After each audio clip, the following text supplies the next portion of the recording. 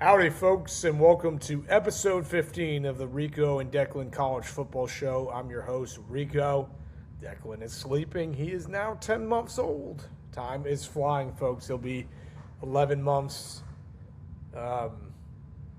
next week. Let me check the calendar. No, in 2 weeks he'll be 11 months, so he's close to a year old.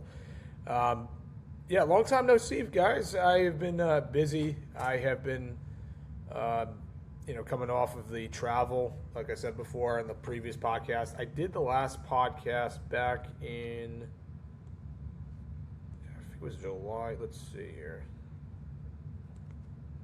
I'll look this up here. Let's see. We did the Big Ten preview 11 days ago. So close to 2 weeks ago, we did a podcast. I've just been spending time with my family. Really haven't not had the free time to do this. And there have been some nights I come home from hockey, I'm completely exhausted. I'm just gassed. I cannot get onto this laptop to record an episode. But here I am tonight. I have another week of pre-trainings of teaching before the students come back at my school, which will be next week. But we got a couple more weeks until week 0. So this is going to be very intriguing. And there have been some college football headlines that I'm going to talk about.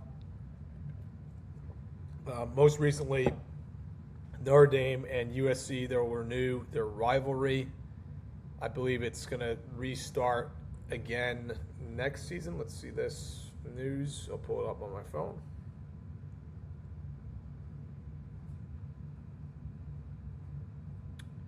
So they'll come back in 2030. So it's going to be a couple of years from now. In 4 years, they'll go back to that rivalry. They'll have the rivalry from 2030 to 2033. It's crazy. We'll be in the 2030s. Time is flying. But I don't even know why they got rid of that rivalry to begin with. I was contemplating if I was going to make a reel about that news. It's not really newsworthy to talk about in a reel, at least in my opinion.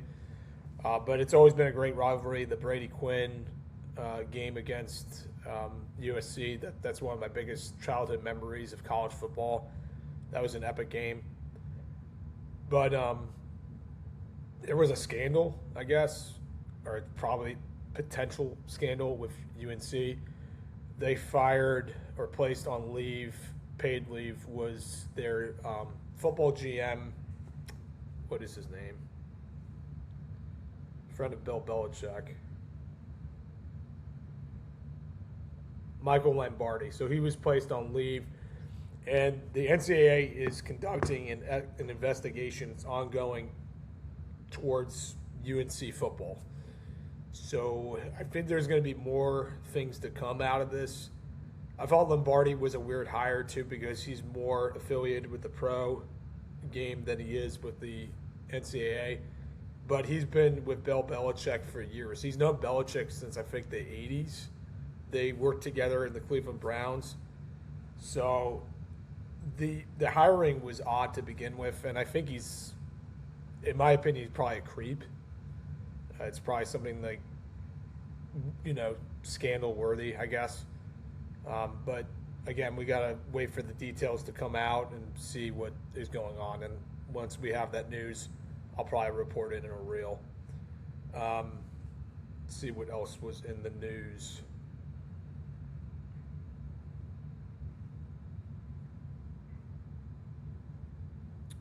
Judge issues clarification to NCAA eligibility order.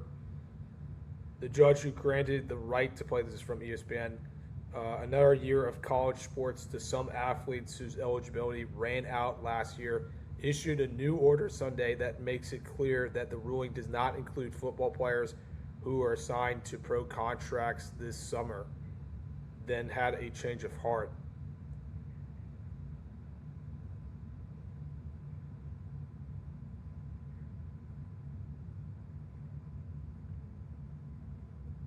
Yeah, because there was, I think Cam Rising, he was looking to come back.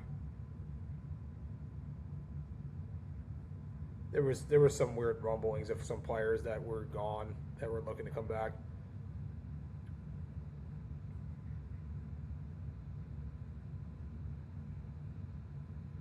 I saw DeAndre Hopkins was hired by Georgia Tech. That's a great hire. I think DeAndre Hopkins is one of the most underrated wide receivers of the last 20 years. If you look at his numbers, I think he could potentially make the Hall of Fame. He had a great career despite the fact he didn't really have good QBs around him. I mean, he played with Lamar Jackson for a few seasons, but he didn't, or one season, didn't do much. And I think he played with Mahomes. But when he was on the Texans, he really didn't have a good QB to work with. All right, there's nothing else I'm going to talk about, but tonight in episode 15, we're going to analyze and look at the Big Ten teams. I'll tell you which ones we're going to be doing tonight. Not all of them. We're going to cover, I believe, 5. 1, 2, 3, 4. Yeah, 5. We're going to cover Penn State. We're going to cover Iowa, Wisconsin, UCLA, and Northwestern. I'm going to cover USC tomorrow. I know I'm forgetting about them. I know that they're worthy of, a prediction, but I'll go over them tomorrow. But let's first start off with Penn State. There's all these ads, man. I like our lads. I think it's a great site, but the ads annoy the heck out of me. So let's share screen this.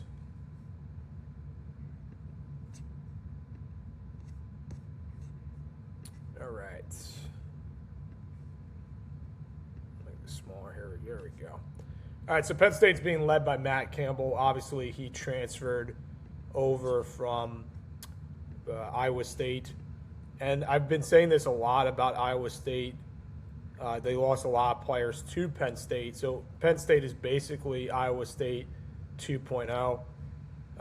The QB's Rocco Beck. Rocco Beck, the son of Anthony Beck, the former tight end who played at West Virginia, played a couple years in the pros, including with the Jets. I think Rocco Beck is good, but he's not great. And if you look at his numbers, he threw for 16 touchdowns and 9 interceptions. He had 2,500 yards passing. He had an off season. I think Iowa State was very underachieving. He was much better in his sophomore campaign as well as his freshman year campaign. I wouldn't say he's dual threat, but he did have 8 rushing touchdowns in each of the last 2 seasons. So he can run the ball, but he's going into a better conference. And I think the Big Ten is a echelon over the Big 12. The Big 12 is the little brother to the Big Ten. I don't know if he's going to have the same success. I think he'll be good for Penn State, but not great. I'm not a big fan of him. I don't think he has a good long ball.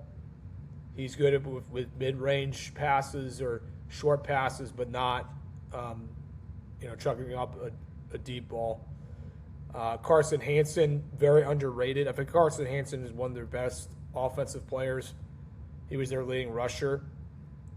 As you can see, 952 yards rushing and 6 touchdowns. And each of the last 2 seasons, he's improved. He went up 200 yards rushing from the year before.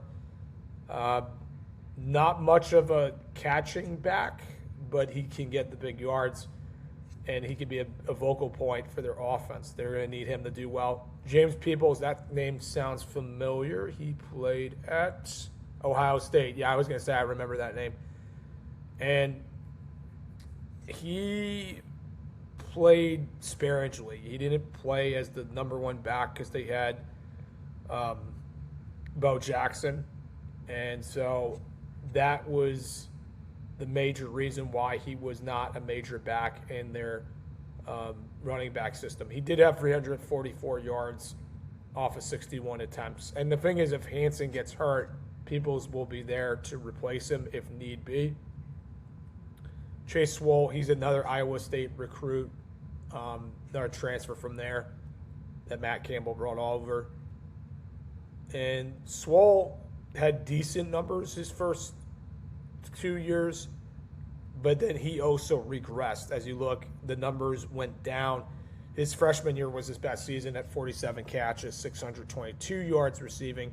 He had more receiving yards his second year and less in his junior campaign. So this is a guy that is going to be a vocal point. Kyron Bookings, I think he's also Iowa State. Yep. No stats on him, but he'll probably replace Swole if Swole gets hurt. Brett Eggleston, also another Iowa State recruit. Played decent last season. I think he's going to be the major receiver for Matt Campbell. I think he's better than Swole. He's younger than Swole, too. He's only a junior. And then they have Kobe Howard, and then I'll look at their tight end. Yeah, the offense is basically Iowa State 2.0. Interesting enough, this guy, he was a James Franklin recruit. So it's going to be interesting to see how he translates with this offense. And then the tight end, Andrew Raplia, I think that's how you say it, Raplia. That sounds right. Decent numbers, and he was playing on a bad Penn State team. They had no QB. Their Iowa State guy, Benjamin Brahmer. I covered Brahmer in the transfer portal on a reel. I think Brahmer is probably going to be the main tight end, and the other guy will be the blocking tight end. So their tight ends are pretty decent. I'm pretty impressed by that. Let's look at their defense. I think they got a lot of Iowa State transfers, just like the offense. Yavon Kamaju, he's coming back. And he had 1.5 sacks. Probably going to get more. The defense is going to be key for them. Anika Ikene Azaku, is that how you say it? I don't know. He's a defensive end, had 1 sack last season. He's an Iowa State transfer. Armstrong Nadudum. If I'm messing up on names, you can correct me in the chat. Or I don't care. He's coming from Oklahoma State. He had 1 sack. Sorry about the ads. Elijah Carnell. He's also Iowa State, half a sack. Kiana Williams, that's a cool name. Come from UCLA. Nothing really to talk about with him. CL Tabake. Another UCLA guy, 1 sack.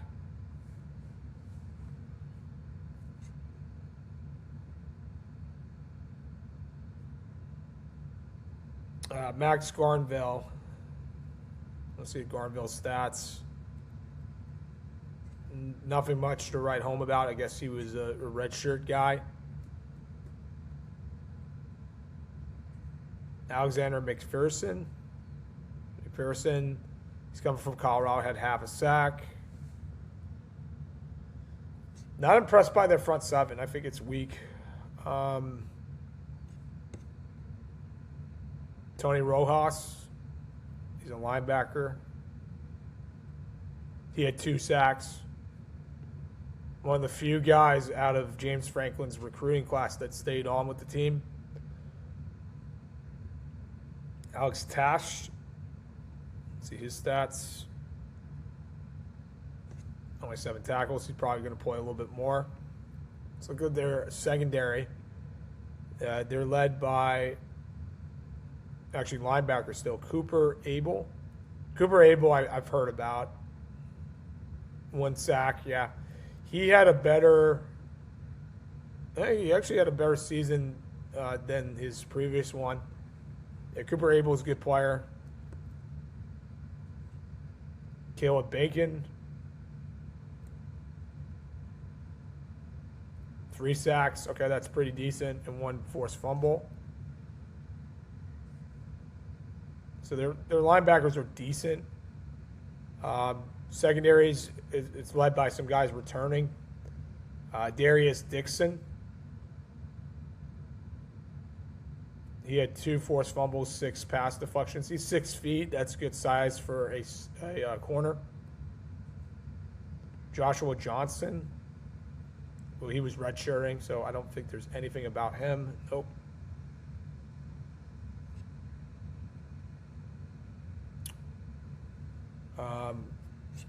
Sorry about the odds here. Cristiano Rosa. Oh, wait, no, this is special teams. Let's look at more of their Marcus Neal Jr. Why does that name sound familiar? Also played at Iowa State. He had 2 picks, 40 solo tackles. That's decent numbers. Valbe Toure. I think that's how you say Toure. Nothing really much about him.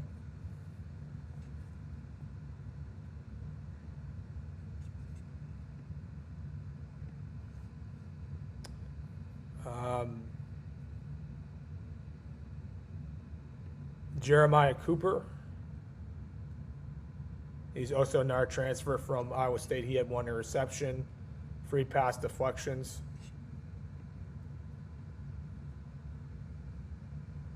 Jamison Patton,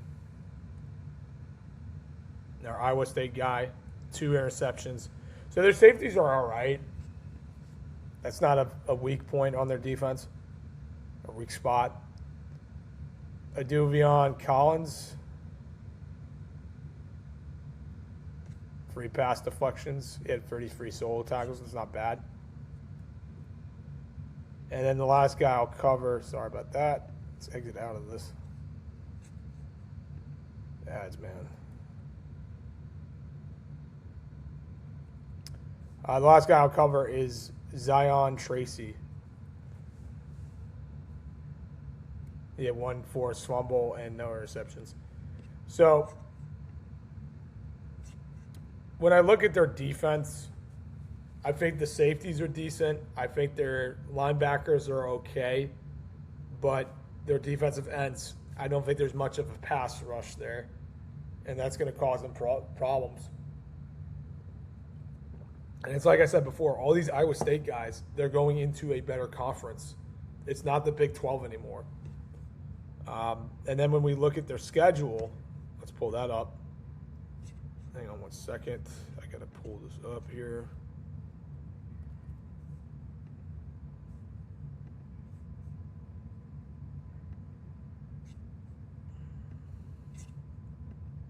All right.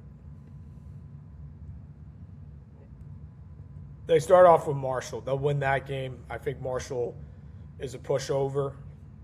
At Temple, that will be a win. That's basically a home game for for Penn State. Even though it's being played in Philly, you know that the Penn State fans will show up. There's going to be more Penn State fans than Temple fans. So now they're 2-0. Versus Buffalo, that's a win. They'll be 3-0. Versus Wisconsin, I'll say that's a win. I think Wisconsin will improve from last season, but there's still a lot of question marks with them. I think there's more question marks with Wisco than Penn State. I'll go over Wisco in a little bit. But I like Penn State in that game, so now they're 4-0. At Northwestern, you would say this is a trap game, but Northwestern has been poor. I don't like their roster either. So I'll say that's a win for Penn State. They should be in the top 25 by this point. So they're 5-0. That's a night game, which is interesting. Versus USC. So USC is going into Happy Valley. And it's a to-be-decided game. It's probably going to be a big noon game. If I had to imagine, it'll probably be a noon kickoff. So it's not going to have the same aura as if it's being played at night, which I freaking hate with Fox. I'm assuming it's going to be on Fox because it's a Big Ten game, and they cover the Big Ten. So give me USC in that game. I think it's going to be really close, but I just don't see USC losing that game, considering they have a way better roster than Penn State. It's going to be closer than what people think. So I'll go and put the win for USC. So now they're 5-1. At Michigan, I'm going to say that's a loss, 5-2. I think it's just going to be hard for them to win there. Versus Purdue, that's a win, 6-2. At Washington, going into the West Coast. I got to see Washington's roster, but they have a lot of guys coming back, including their QB. I'll pick Washington. All right, 6-3. They'll beat Minnesota 7-3 versus Rutgers. They'll win that game 8-3, and then at Maryland. This is a very favorable schedule for the Nittany Lions. They'll win that game, so they'll be 9-3. I have them losing against USC, Michigan, and Washington. I think those are all games that they should. They'll be close, but they're games that they're probably going to lose. I wanted to say that they would go 7-5 or 8-4, but like this schedule is very favorable, and Matt Campbell is a heck of a coach. I think they have a very favorable schedule. You don't have to play against Ohio State, you don't have to play against Oregon. You have USC at home, although I picked USC to win that game, but it could go either way, man. And then you finish off with Rutgers and Maryland. Minnesota, I know that they improved. They have a lot of guys coming back.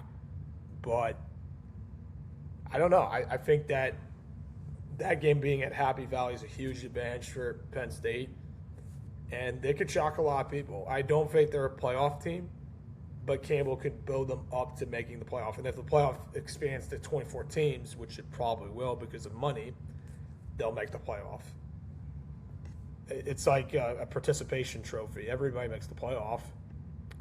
But yeah, I do like this schedule for them. Their roster is decent. I don't think it's great, but they also, when you're going against Purdue, when you're going against Minnesota, Rutgers, and Maryland, those are bottom feeders in the Big Ten, and those are games that they should win. Now, if they lose one of them and they finish 8-4, or if they lose two, they go 7-5. That's at worst case scenario, but I don't see that, and I think they're going to be a contender until the last couple weeks. The games that I had them losing, Michigan, it's at Michigan. That's going to be tough. USC, I think, is going to be a hard test. I think USC has a better roster. And again, it's probably going to be a noon kickoff, knowing that the game is going to be probably broadcast by Fox, and they refuse to do night games because of big noon kickoff, which is stupid. And then lastly, I had them losing against who was the other team? Let me look again.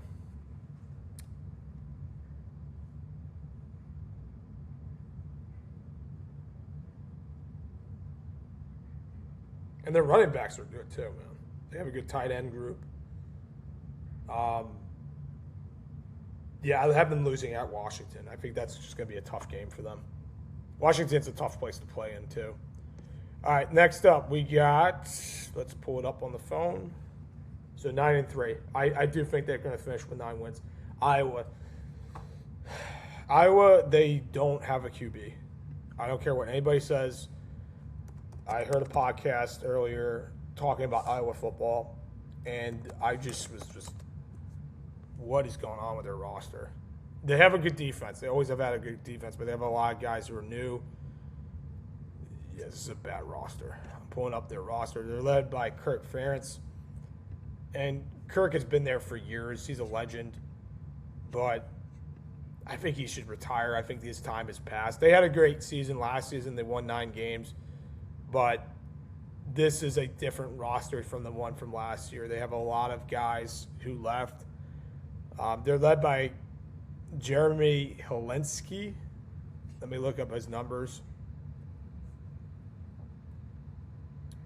So there's not much to go off of. He's a redshirt sophomore. He's only 5'11". Let's say if he gets hurt, if he doesn't win the job, then they have Hank Brown. Hank Brown was an Auburn transfer, if I'm not mistaken. Yes, sir, he was. He's got better size than the other guy, but if you're transferring from Auburn, which was a bad team, I know he played for Iowa last season, but still, I just don't see him being a conducive starter for their offense. He's just nothing strikes out to me as being a great starter for them. And then their running backs, they're led by Kamari Moulton, so he's coming back. Moulton's a good player. So I basically think they're going to be a run-first offense. Yeah, look at the numbers: 878 yards rushing and 5 touchdowns. He's a redshirt junior.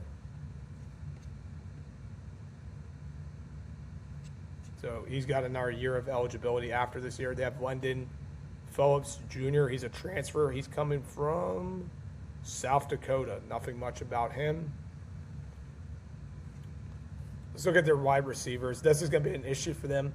They're led by Reese Vanderzee. That's an interesting last name, Vanderzee. Okay, he had all right numbers. Good size at 6'4", but again, when you have no QB, you're not going to be able to throw to these receivers. This is definitely a very, very weak position for them. They have Tony Diaz. Let's look up his numbers. Tony Diaz. Nothing much to go by. He is a redshirt sophomore. Jared Bowie. Jared Bowie's stats for this. Nothing to go by. This is a very weak receiving core. Evan James, another guy, nothing much about. He played at Furman last year. And KJ Parker. And then we'll look at their tight end. Nothing much to go by. You don't go to Iowa as a wide receiver. Like, who was their most successful wide receiver of all time? I don't even know. When I think of Iowa, I think about them developing tight ends. DJ Vunaheim. Vunaheim is a good tight end. I think he's their best player on offense, honestly, besides their running back, Moulton. But, again, they have no QB. I don't know if Vunaheim is going to do much with them. Addison Ostrega. But Vunaheim is going to be the guy to pass to. I don't think I'm pronouncing his last name correctly. Kenneth Merriweather. There we go, Merriweather. Nothing much to go by. Joseph Anderson. They have a lot of guys returning on defense. I think their defense will be good, but the offense is trash. It's a really bad offense. Did we go over Bryce Stevenson? He's a transfer. Holy Cross. Like, where are you guys getting these guys from? Will Herbert. He's a defensive tackle. Their front seven is weak.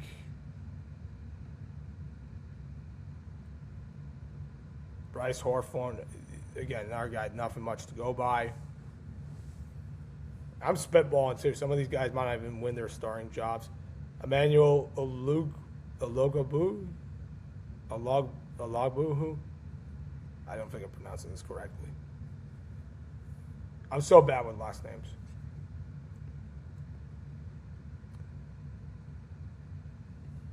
Los Espenza. Nothing much about him.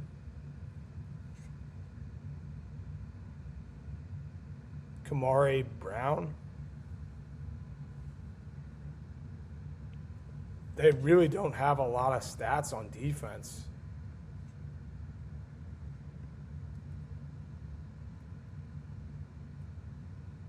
Landon Van Kietrix. I think that's how you say it, Kietrich. Yeah, this is a weak defense. Jaden Montgomery. Yeah, the tight end's the best player.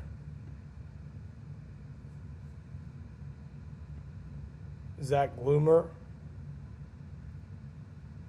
Okay, Zach Gloomer is a good player. That's a position that they could definitely rely on as their secondary. They always produce good corners and good safeties, I feel like. Loomer is probably their best defensive player. Jalen Watson, let's look up his numbers. 1 pass deflection, that's not much. Anthony Hawkins, transfer from Villanova, that's not going to do you good. Tyler Brown, almost done with them. 1 interception. He played at JMU. This roster is trash, dude. I'll be surprised if I have them win 5 games. They're a 4-win team, I feel like. It's crazy they won 9 games last season, but they had everything going for them. And their offense, it played better towards the end of the season. Deshaun Lee, 2 interceptions. Okay. And then the last guy we'll cover is Jacob Wallace. Yeah, this roster is not good. And let me see their schedule. Let me pull it up. Hang on one second. I'm very disorganized.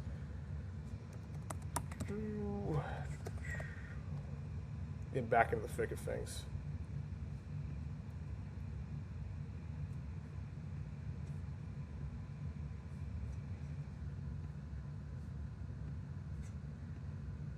And I like Kirk Ferentz. I've always liked him, but this roster is just not good. All right, they start off with Northern Illinois. That will be a win. It's a home game. Versus Iowa State. I picked them against Iowa State. I remember having Iowa State lose that game when I went over the Big 12. So now they're 2-0. Versus Northern Iowa, that's a win. So now they're 3-0. It's interesting they have back-to-back games against Iowa State schools. I don't know who made that schedule. At Michigan, that's a loss. I don't think they're going to win that game at all. I think it's going to be really difficult for them in the big house. So now they're 3-1. Versus Ohio State, that's a loss, 3-2. At Washington, I'll have that as a loss as well. Let's do this again.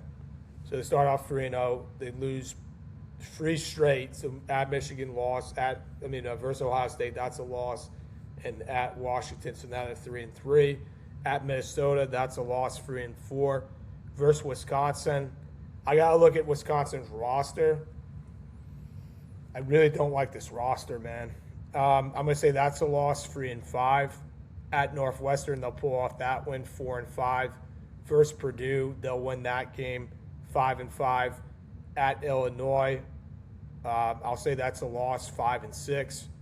And then versus Nebraska, I'll pick them against Nebraska. I think Nebraska's trash. I think Matt Rule's overrated. And so they finished 6-6. I just don't like this roster at all. They have no QB. Their running backs are good, but besides the tight end, they have no one to pass to. And again, when you have no QB and you have a defense that lost a lot of guys to the draft or the transfer portal, it's a recipe for disaster. And the fact that they won 9 games and they beat Vandy in that bowl game is shocking to me. I did watch their games, but they couldn't score. Like when they played against Oregon, that was a game that they should have won, but they couldn't drive down the field. They were not good. And credit to Oregon, they played their butts off, and their defense stepped up when they needed to, and then they got the game-winning field goal. But yeah, they're a bottom. I wouldn't say they're a bottom feeder in the Big Ten, but they're like kind of middle of the pack, and they could go 5-7. They could go 4-8. But I'm being generous. I think they win 6 games. That's the most. If you're betting the under, I think I don't know what their over and under is for their win total. I think it's 6. Bet the under. Because they don't look good on paper. I don't like the roster at all. All right, so they're 6-6. I think Penn State is way better than them. Wisconsin. Wisconsin's interesting because they got a lot of new players.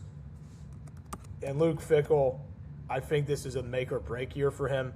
I don't necessarily think he's going to get fired, but it's like, dude, if you don't produce, I got to look at their schedule, but I'm going to look at their roster first. Let's say, for instance, if Wisconsin wins 7 games, I think he's safe. But if they go 6-6 or less, he's going to get fired. Because Wisconsin, they used to be the big boy in the Big Ten West, and they've totally gone down the drain over the last, 5 or 6 years. They've been irrelevant. And Fickle was supposed to save this school from mediocrity, and they've been an embarrassment. And he hasn't done anything there. So to give him another chance is surprising to me. I was surprised he didn't get fired. Like, I was more shocked with Norvell because I know about Florida State more so than Wisconsin, but Wisconsin fans were calling for Fickle to get fired. He did not have a good season last season, and he's been utterly disappointing for years now. I think he's in year 5, right? I got to look that up.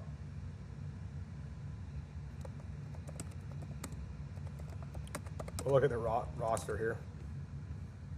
Let me just look up how many years he's been there. I think he's been there for 5, or he's going into his 5th year. And it's like, he did a great job with Cincinnati. He should have just stayed there. But Wisconsin, they gave him the money. I mean, how are you going to pass that offer down?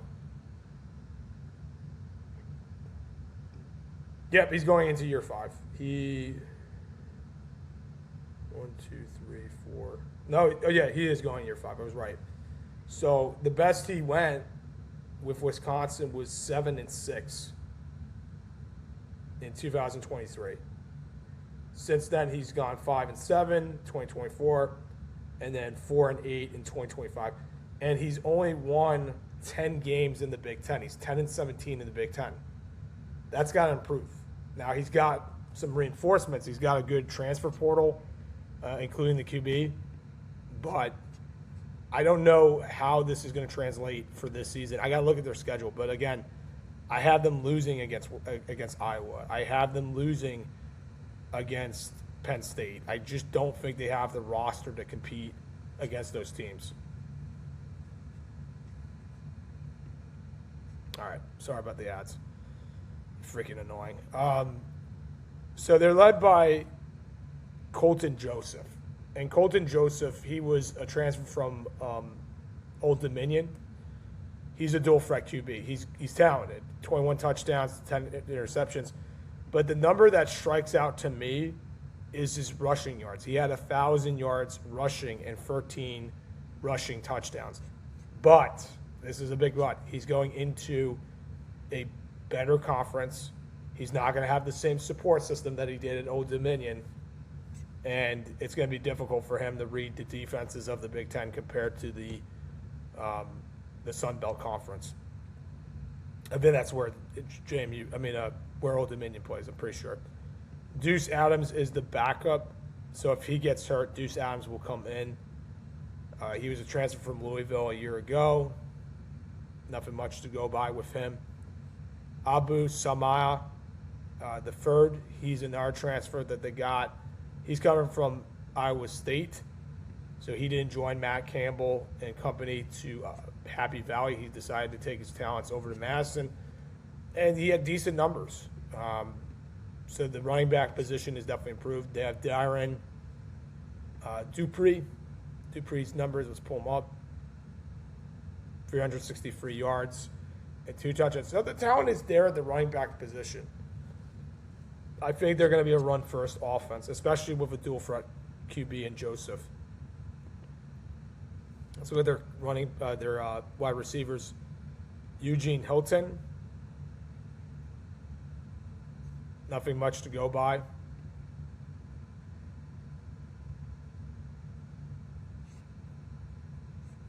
Jalen I think it's Demanu. Yeah, that's a Louisiana last name for sure. Chris Brooks Jr. Let's pull up his numbers. 124 yards, nothing much to go by. Tyrell Henry.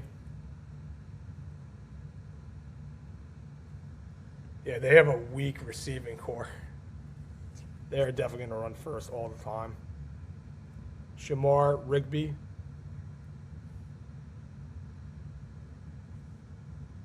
Okay, numbers. Zion Kearney. And then we'll look at their tight ends. Yeah, they don't really have much of a receiving core. Jacob Harris. Okay, numbers. Grant Steck.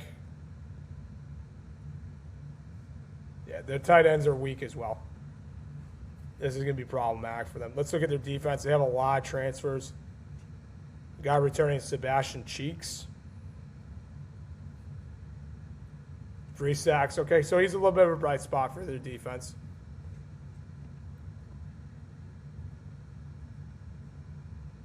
Justice Boone. 1 sack. Hammond Russell, nose tackle. He's coming from West Virginia. I didn't even know about this kid. 2 sacks and 1 forced fumble, so decent numbers as a Mountaineer. Jacob Anderson, he's a graduate transfer. Nothing much to go by. All right.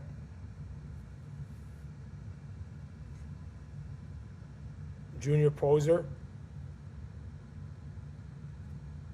5.5 sacks. Oh, the defense is getting to the QB. That's not the issue. Charles Perkins. By the way, I didn't watch any of their games. I think the last time I saw them play was against Alabama a few years ago. By the way, that's the most stupid matchup. I can't stand when they play against Alabama. Alabama just destroys them every time. It's not even close. I think they're playing against each other this season. I'm not sure. Tyrese Fairby. Fearbry? I think that's how I say Fearbry. He had 1 sack. I am so bad with last names, folks. If I am bad with last names, do not get on my case. Mason Posa. 4 sacks. Okay, they have good linebackers. 2 forced fumbles. Aaron Witt, he's a graduate transfer. 1 sack.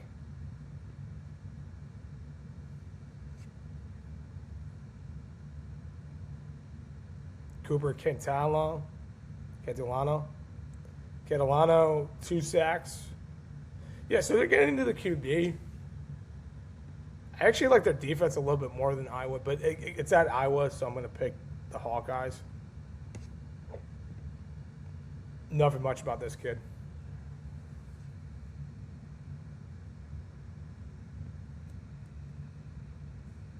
John Kamara, that is a heck of a name. Coming from Kansas, nothing much to go by. It's probably the name of the night, John. Thomas Herber, the heck is this? Sorry about the ads.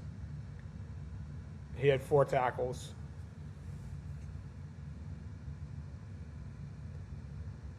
Javon Robinson.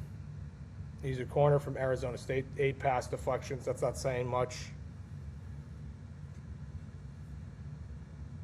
Jameer Scott. He's a redshirt freshman. So there's nothing to go by. Marvin Burks.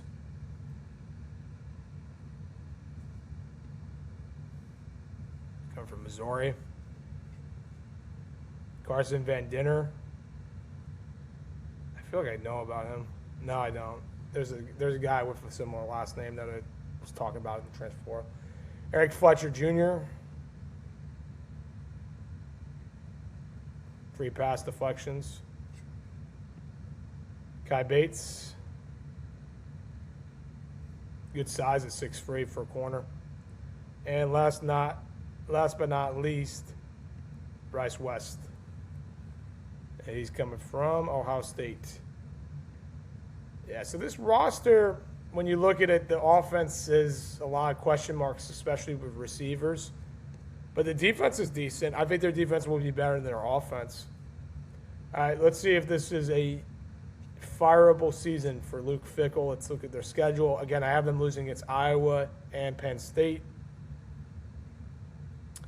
All right, versus Notre Dame, that's a loss. Notre Dame is going to be very good this season. They probably will make the playoff because the schedule is a cupcake schedule, but that's for a topic for another day. I might cover Notre Dame in some random schools in a couple of days.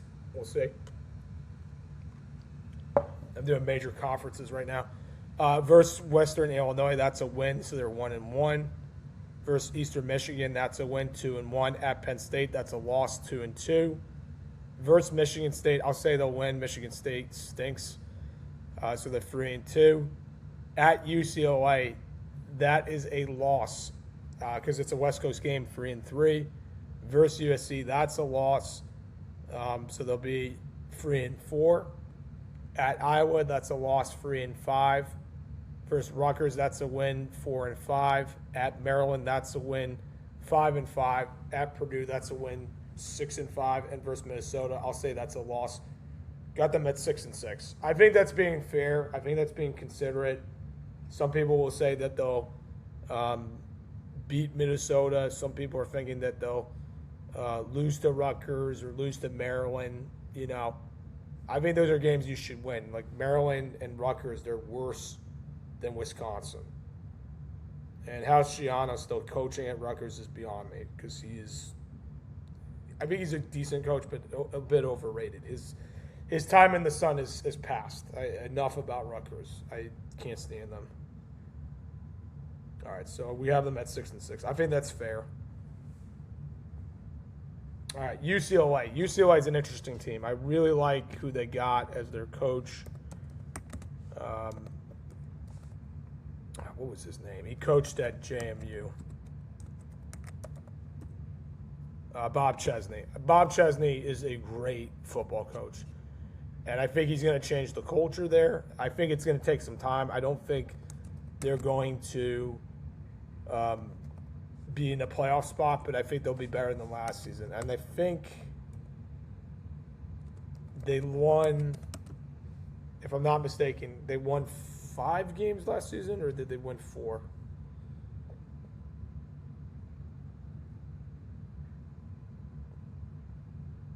They went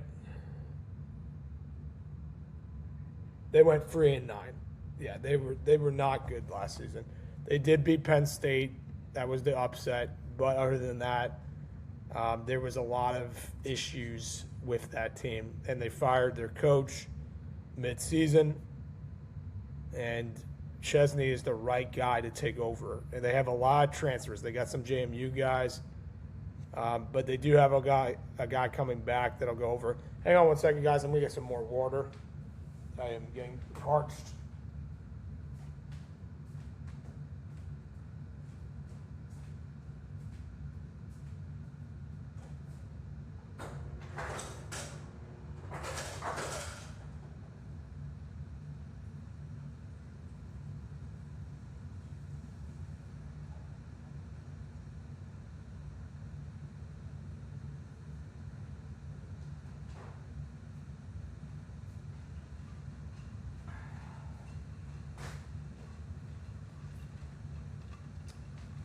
All right, I am back.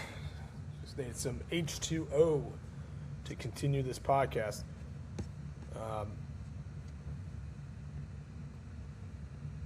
Let's go over the roster. So Nico is their QB. I think Nico is good. He's talented, but he's a bit overrated. And I think the way he left Tennessee was very immature. And he had a forgetful season last season. He did throw 13 touchdowns to 7 picks, but 1,928 yards, that's not NFL numbers. He really has to turn it on this season if he wants to get that draft status back up. He has a lot of climbing to do. I think he's very skinny. I think that's one of his issues. He's got to hit the weight room. And his brother Mannon's on the team too, apparently. I didn't know about that. Wayne Knight is one of the running backs that they're getting. He's coming from James Madison. Wayne Knight had a tremendous season. He rushed for 1,373 yards and 9 touchdowns. But again, this is a guy coming from the Sun Belt Conference. He's going to learn to play big boy football in the Big Ten. His numbers will regress. He's also a senior, so there's definitely some mileage on his legs. Anthony Woods, he's returning. Anything about him? Decent numbers, 294 yards. So if he gets hurt, Woods will take over if Wayne Knight gets hurt. I think Wayne Knight's very talented, but I think he could get hurt. Leland Smith, I think he's also from JMU if I'm not mistaken. Nope, San Jose State. So he was the second leading receiver for San Jose State. Very good numbers. So he's decent. Sorry about the ads, folks. Take it out of that. So he'll be one of their main targets. Aiden Mezzo. What's the information about him? This loads. It's taking forever to load today. I think my laptop is shocked. Like, I have to get a new one, but I don't want to. He's coming from Florida. Nothing much to go by. Landon Ellis. Where did he play? He played at JMU. Decent numbers. Good size at 6'2", 213. Bryant Rowe Jr., where is he coming from? South Carolina. Okay, numbers. Mikey Matthews. He returned. Okay, numbers. Nobody really wows me on offense. They do have Wayne Knight, who I like a lot, but again, if he gets hurt, they're going to be screwed. Samaj Morgan didn't really play much. Let's look at their tight end. Joshua Pfeiffer. I think that's how you say it. Or Pfeiffer. He's coming from JMU. Didn't do much with them. Good size at 6'6". Braden Lofton. Kansas State transfer. Nothing much to go by. He's also 6'5", big boy. And then Harry Lodge. All right, let's look at their defense. They have a lot of transfers. So anything in orange is a transfer, just as for reference. Shahir West. 7 sacks. Okay, but again, played in the Sun Belt. It's going to be a whole different story in the Big Ten. I do like Chesney a lot. I do want to see him succeed. I do want to see them succeed. Amir Washington.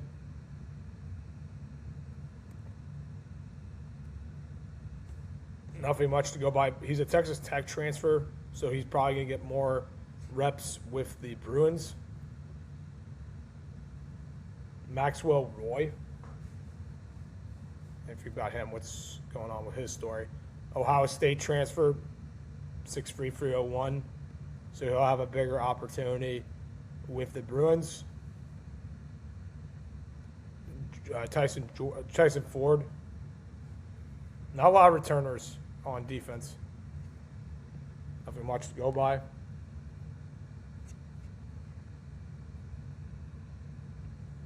Darnold Dignuge. I think that's how you say it. JMU transfer, nothing much about him.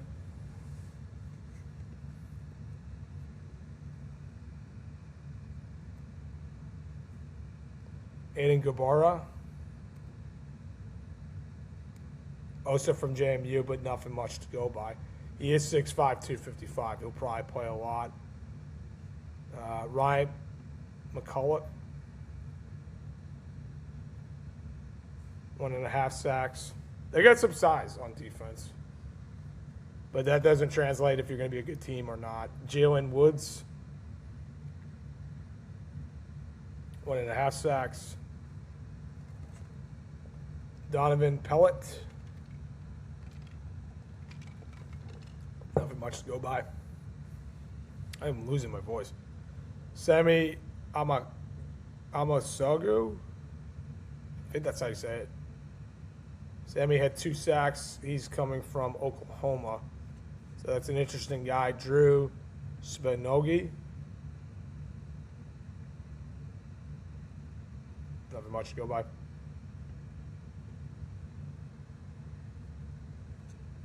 Scooter Jackson. Decent numbers. He's 6'1". That's good size for a corner. Almost a tight end. I am losing my brain cells tonight. Dante Lovett. Look at his stats. He's coming from VTech. And some people are high on VTech, man. I am not in that conversation. I think they're going to be all right, but I don't think they're going to win more than 7 games. Morning Cole. He's returning. He's small, 5'9". That is short for a safety. Tayshawn James. He's come from Iowa State, so he didn't join Matt Campbell and company at Happy Valley. Teo Johnson. Teo's numbers decent. Yeah, I actually remember going over him in the transfer portal. So he's 6'1", 200 pounds, 2 interceptions, 4 pass deflections, and 27 solo tackles. So that guy's a guy to look out for in their defense. He'll probably be one of their best defenders. Malik Harford. He's an Ohio State transfer. Guy could also probably play strong safety or, free safety. We'll see what they do. Roderick Present, and that will be it for them. 7 pass deflections. So the secondary is okay. They don't really stand out to me, and their offense, I think, is very problematic. And Rico, that's the thing with him. He has to play consistent. He was very inconsistent last season. He gets hurt. I don't think they can win more than 6 games, honestly. They're going to have a tough time with it. And again, I like Chesney, but it's going to be very difficult for him the first year. All right, let's look at the schedule at Cal. I picked Cal to win that game because it's at Cal. I think they have a better roster. Tosh LaPoy is going to have the Golden Bears compete, and I think it's just going to be a tougher game for the Bruins. I think they're going to have a lot of issues with that. That's a game that I might watch. We'll see how I am with. Last season, I watched some West Coast games, but not a lot. And now being a dad, I don't have as much energy as I used to. So that's maybe one I'll circle down as a maybe I'll watch it. We'll see. But I'll pick Cal to win that game. So they're 0-1. Versus San Diego State, that's a win. So 1-1. Versus Purdue, I think sucks. I think they're one of the worst teams in the Big Ten. So that's a win, 2-1. At Maryland, I know it's at the East Coast, but my gosh, Maryland is horrible. And the fact that they brought their coach back, I forgot his name. I'm going to go over Maryland, I think, tomorrow. That guy is a terrible football coach. He's worse than Fickle. Fickle won in Cincinnati at least, but the Maryland coach is really bad. So now I got UCLA at 3-1. At Oregon, they're going to get killed. 3-2. Versus Wisconsin, I picked Wisconsin to win that game. They're going into the East Coast, really the Midwest. I think they're going to just have difficulty there. It's going to be probably a cold game because it's in October. Wisconsin kind of gets cold in that time of the year. So yeah, I'll say that's a loss. I like Wisconsin's roster more than theirs. So I got them at 1, 2. Let's see this again. At Cal, loss. At Oregon, a loss. And versus Wisconsin, that's a loss. 1, 2, 3. I'm just counting the record here so I don't mess up. 1, 2, 3. I have them being Michigan, so that's 4 wins. Versus Nevada, I don't know anything about Nevada, but I'm going to pick that as a win. So 5 wins. At Minnesota, that's a loss. Versus Illinois, I'm going to pick Illinois to win that game, actually. So that's a loss. At Michigan, that's a loss. And USC, that's a loss. So out of this schedule, let's look. I have them being Cal. Oh, no, I have them losing against Cal. I have them being San Diego State. I have them beating Maryland and Purdue. So that's 3 wins. I have them being Michigan State. I have them being Nevada. and that's it. I have them going 5-7. I don't think they're that good. I think that Wisconsin has a little bit better of a team than theirs. They have to play at Wisconsin too, so there's more pressure on Fickell than Chesney. Chesney's just starting out, so if Chesney goes 5-7, people are not going to ring the alarm bells. He's got to build a culture there. He's got to build a roster, and it's going to be interesting to see how Nico performs under a new coach. This is his fourth head coach because he had the interim coach last season after their initial coach got fired. And then he had Josh Heupel at Tennessee. So Nico's working with his fourth head coach. We'll see how that goes. And because he's talented, but like, I think there's some laziness. I think there's questions about his work ethic. I just don't see it working out in year 2 with UCLA for Nico. And again, they're one injury from everything falling apart. They could easily go 4-8, 3-9. I think they can win 5 games. I just don't see them winning more than that. I want to see Chesney perform well, but they're just not at that level right now to compete. All right, last team to go over, Northwestern. Okay, this is going to be interesting. Northwestern, they hired Chip Kelly as their offensive coordinator. They are led by – who did they hire as their coach? Well, they've had him for a while, David Braun. And David Braun's done a good job with them. I think they won 7 games last season. They kind of flew under the radar.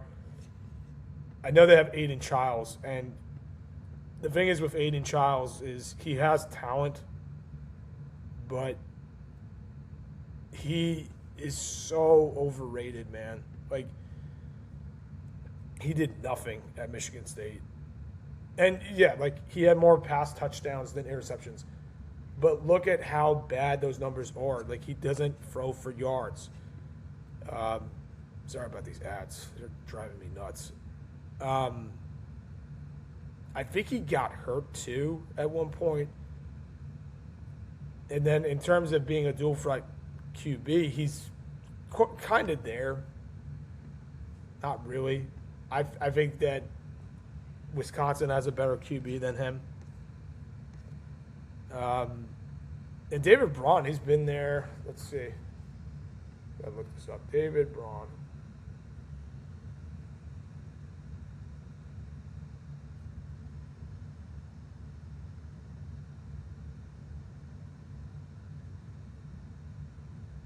He's in his 4th season. That's crazy.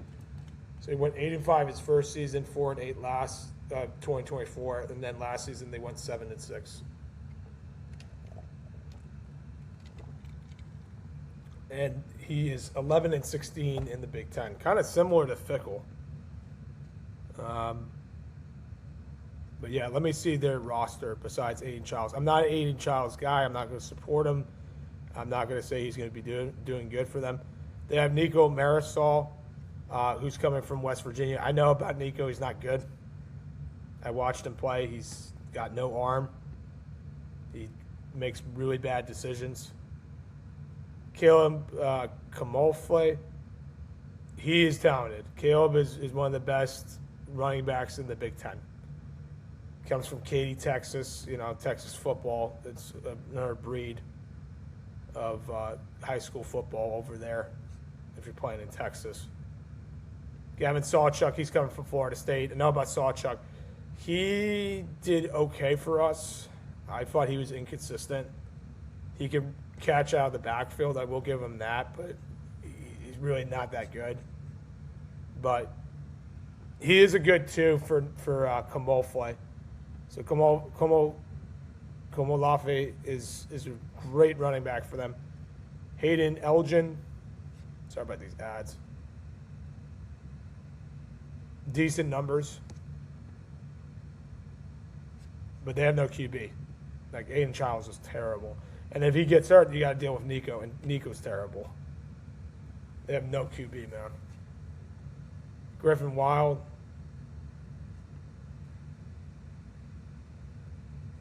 Okay, Griffin Wild was good last season. But then again, they had a better QB. Drew Wagner. Okay, numbers. And then their tight ends. They have a couple transfers. Luke Dinky. And the other guy is Alex Honig, who I think was from Ohio State, if I'm not mistaken. No, Connecticut. Okay, numbers. 6'6", 275 pounds. He's from Germany. Deutschland. All right, Michael Kelbane. Let's see their defense here.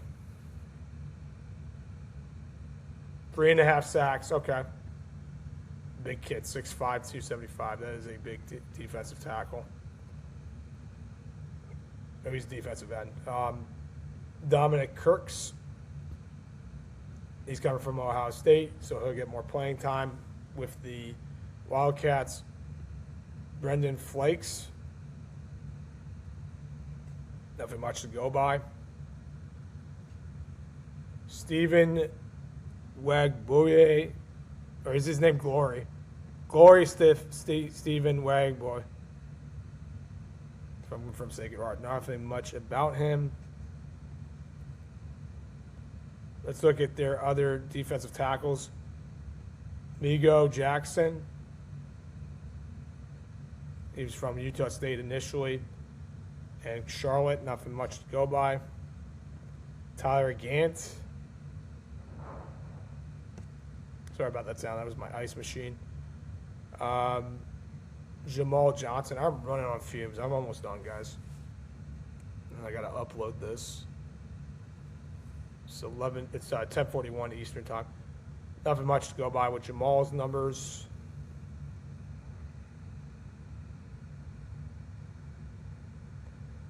Brandon Bruss. 2.5 sacks, 2 forced fumbles. Yeah, their defense doesn't stand out to me. Jack Sadowski, I feel like he played somewhere else before. Iowa State, okay.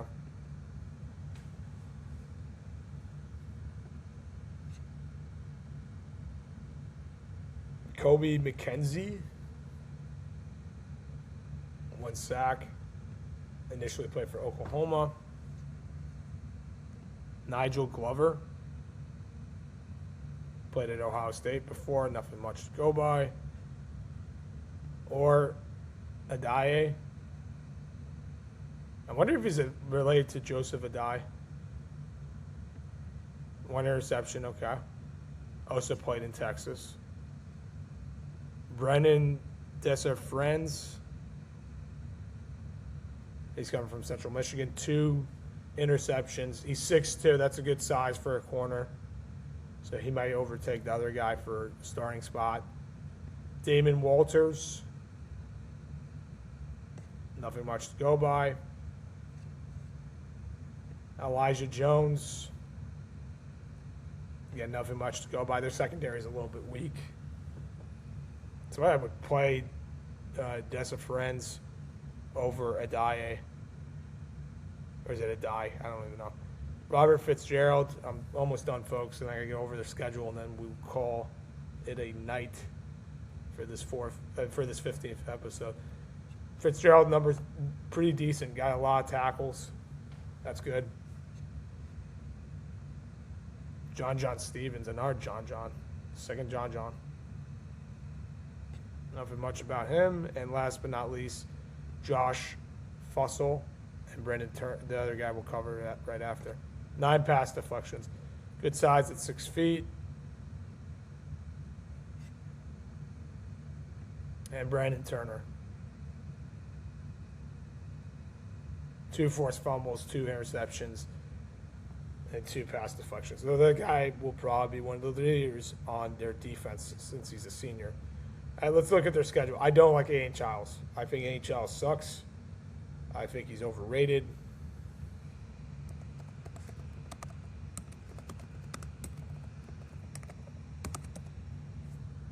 Yeah, this roster, their defense is better than their offense for sure. Their running back is good.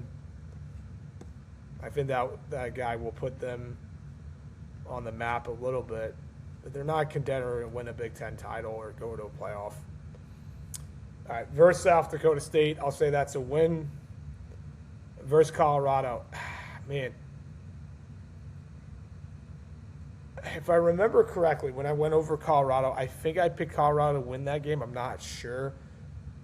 But it's in the East Coast or the Midwest. Give me Northwestern. It's a night game, too.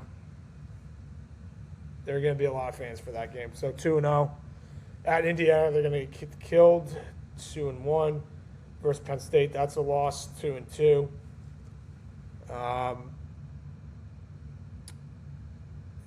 Versus Ball State, that's a win. 3-2. At Michigan State, in Child's revenge game, I guess you could call it. I'll say that's a win. 4-2. Versus Rutgers, that's a win. 5-2. At Oregon, that's a loss. 5-3. Versus Iowa, that's a loss. 5-4. At Ohio State, that's a loss. 5-5. At Minnesota, that's a loss. 5-6. And versus Illinois, that's a loss. 5-7. Yeah, they're nothing much more than a 5-7 team. And if you think they can win 6 or 7 games, don't give me that meme. By the way, I hate that meme. You have to be delusional. I just don't think they have the roster to compete. And again, when you have Aiden Childs as your QB, he's a liability. He is such a bad decision maker. I've watched him play 2 or 3 times, and he's never impressed me. And I don't think it's going to change with a new roster at a new school. Maybe I'm wrong. Maybe he balls out and they win 7 or 8 games. But I just don't see it. I think they're a middle of the pack, maybe closer to the bottom than the top in the Big Ten. And that's why I have them winning 5 games only. So, with that being said, that is it with episode 15, Big Ten Preview Part 2. We're going to do Big Ten Preview Part 3 tomorrow. I'm going to cover USC. I should have done them tonight. I think they're going to be really good. So we'll cover USC. I'll cover Rutgers. I think Rutgers is terrible. Purdue. I'm covering all the bad teams. What's the other team that I'm going to cover? Minnesota. I feel like I'm forgetting somebody. Illinois. That's another team we got to cover. And then there might be one more. Hang on one second.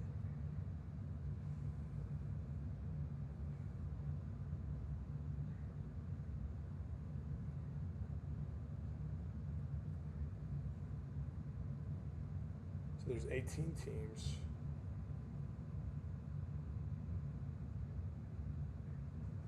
Oh, Washington. I totally forgot about them. All right, so let me count this off. 1, 2, 3, 4, 5, 6, 7, 8, 9, 10, 11, 12, 13, 14, 15. Yeah, so we'll cover USC, Rutgers, Purdue, Minnesota, Illinois, and Washington tomorrow night. And then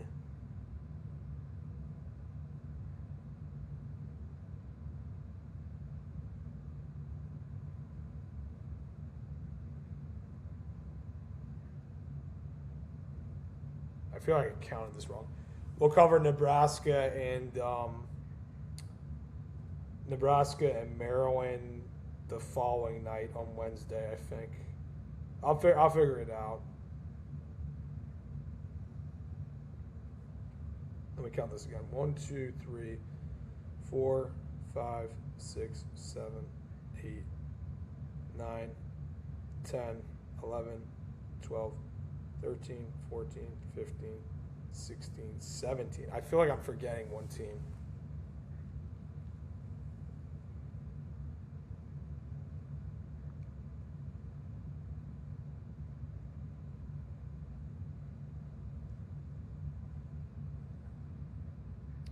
right, I'll figure it out tomorrow. But, guys, yeah, the teams I'll cover tomorrow will be USC, Rutgers, Purdue, Minnesota, and that will be it. All right, guys, thank you so much. Hope you enjoyed this episode 15 of the Rico and Declan College Football Show. And I'll see you guys again tomorrow. And this episode will be uploaded to YouTube tomorrow morning. Like, comment, and subscribe. Good night.